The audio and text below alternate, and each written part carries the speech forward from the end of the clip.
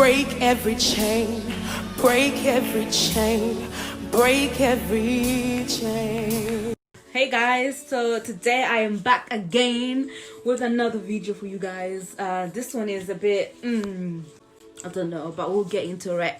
Today we are breaking every single chain.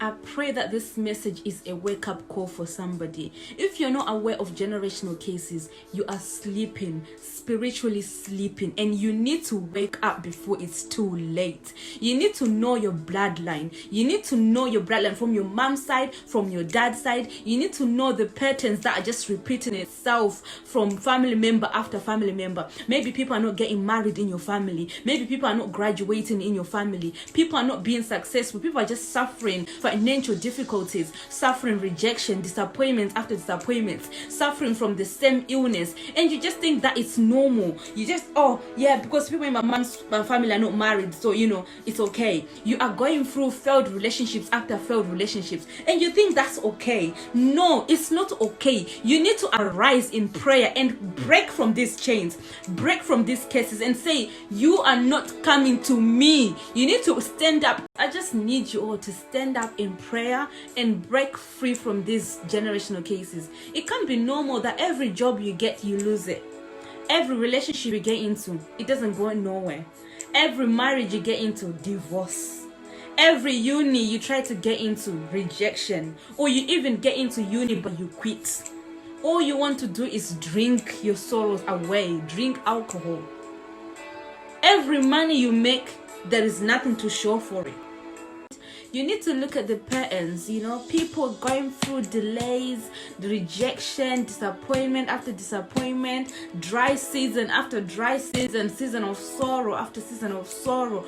You don't even see anything good happening. When you start something, you never complete. You suffer from the spirit of procrastination and you just think it's a normal thing. You need to look at your bloodline. You need to look at from your mother's side, from your dad's side. What are the patterns that are repeating itself, that you yourself are going through? You need to pray over these things. You need to break these chains, because these are chains that are following you into your life. These are chains that are attacking you. So you need to stand up in prayer and arise in prayer and break this chain. Then the word of the Lord came to Elijah the Tishbite. Have you noticed how Ahab has humbled himself before me? Because he has humbled himself, I will not bring this disaster in his day, but I will bring it on his house in the days of his sons.